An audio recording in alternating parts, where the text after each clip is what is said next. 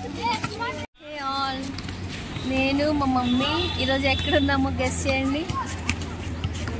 ఏదో గ్రౌండ్ కనిపిస్తుంది అంతే, ఎలా గెస్ చేసేస్తామనే కదా. చిన్న క్లూ ఏంటంటే ఇది సంక్రాంతి సీజన్ అండ్ గ్రౌండ్లో ఉన్నాం. ఎందుకు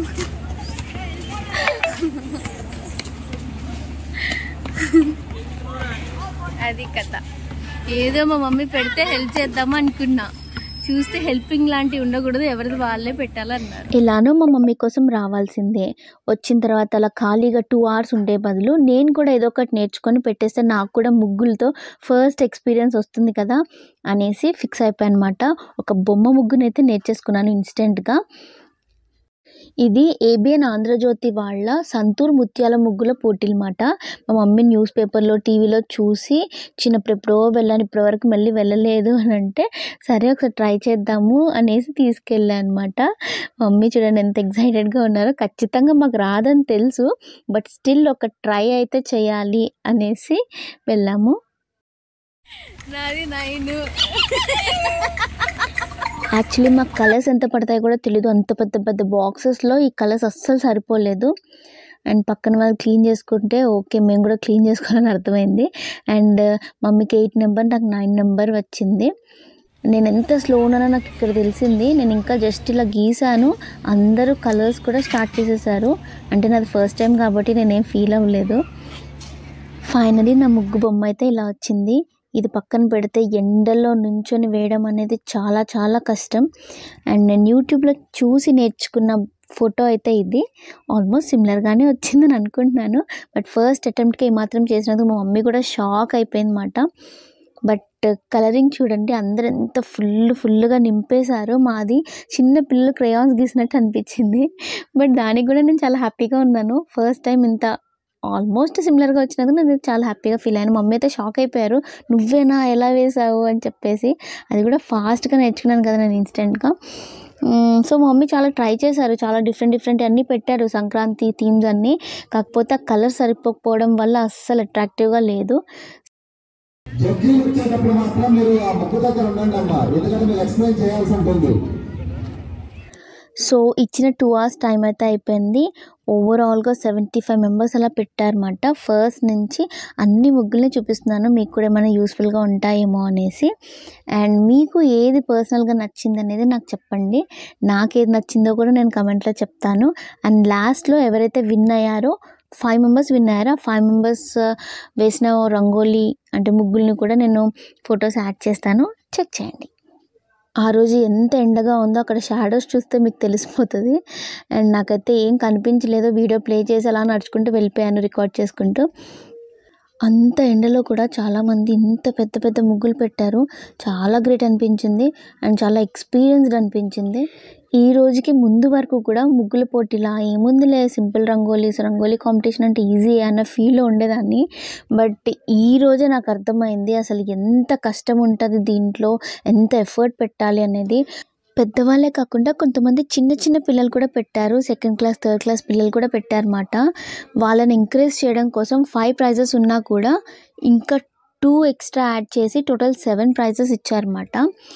యాక్చువల్లీ మా మమ్మీ కూడా చిన్నప్పుడే స్కూల్లో ఉన్నప్పుడే ఫస్ట్ టైం పార్టిసిపేట్ చేశారంట. అదే లాస్ట్ టైం అంట ఇది కాకుండా. అప్పుడు మా మమ్మీకి తెలియదంట ఒక్కటే పెద్ద ముగ్గు బ్యూటిఫుల్గా కలర్స్ నింపాలనేది తెలియదంట. ఎవరైతే ఫాస్ట్గా ఆ బాక్స్ని ఫాస్ట్గా చిన్న ముగ్గులతో ఫిల్ చేసేస్తారో వాళ్ళే విన్నర్ అని అనుకొని చిన్న ముగ్గులతో కళ్ళు కూడా తిప్పకుండా ఎవరేం పెడుతున్నారు అనేది కూడా చూడకుండా ఫాస్ట్గా ఫిల్ చేశారంట.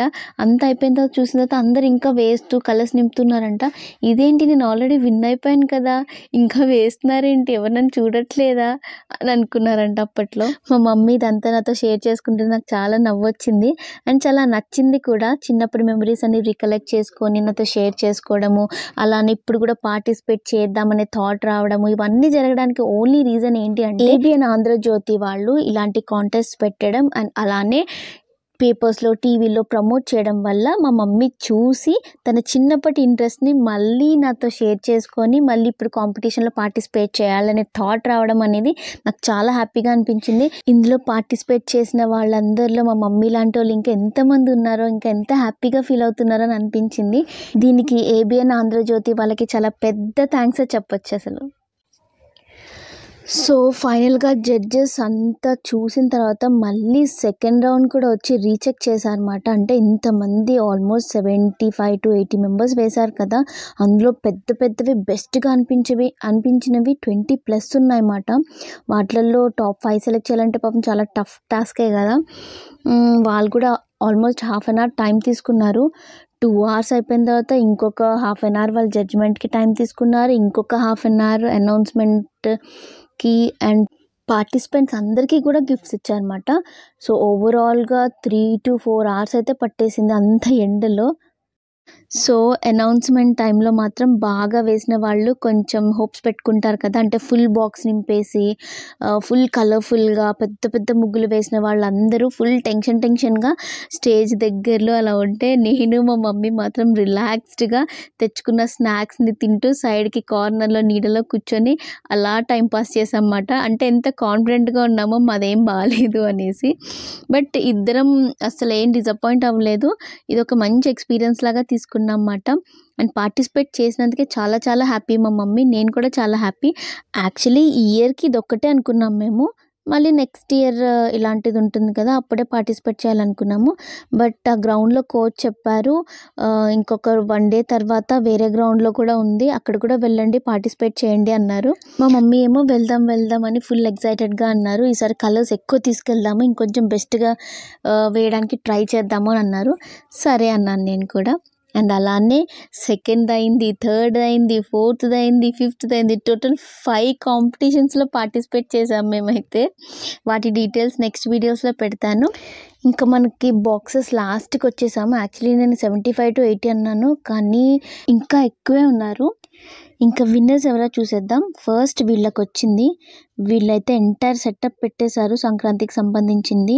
ఎడ్ల బండి, ఇంకా హరిదాసు, ఇంకా నవధాన్యాలు, చుక్కల ముగ్గు కూడా మెలికల ముగ్గు చాలా కలర్ఫుల్గా వేశారు అని అన్నారు. సెకండ్ వీళ్ళకి వచ్చింది. వీళ్ళు కూడా సిమిలర్గా చాలా బాగా పెట్టారు. థర్డ్ దీనికి వచ్చింది. యాక్చువల్లీ ఇలాంటి ముగ్గు కూడా వస్తుందని నేను ఎక్స్పెక్ట్ చేయలేదు. అంటే ఫుల్ బాక్స్ నింపేస్తేనే వస్తుందేమో అని అనుకున్నాను, బట్ అలా ఏం రాలేదు. ఫోర్త్ అండ్ ఫిఫ్త్ కూడా ఫుల్ బాక్స్ నింపిన వాటికే వచ్చింది. అండ్ 2 చిన్నపిల్లలకి ఇచ్చారన్నాను కదా, అవి ఈ ముగ్గులు అన్నమాట. అండ్ ఫైనల్గా నాకు పర్సనల్గా నచ్చిన ముగ్గు ఇది. నార్మల్ ముగ్గుల్లాగా కాకుండా ఇలా గోపురంగా వేయడం అనేది నాకు చాలా నచ్చింది. చూడగానే వావ్ అనిపించింది, బట్ దీనికైతే రాలేదు. సో ఇది నా ఫస్ట్ రంగోలీ కాంపిటీషన్ ఎక్స్పీరియన్స్. నేను సెకండ్, థర్డ్, ఫోర్త్ అండ్ ఫిఫ్త్వి కూడా షేర్ చేస్తాను, చెక్ చేయండి. అప్పటి వరకు టాటా.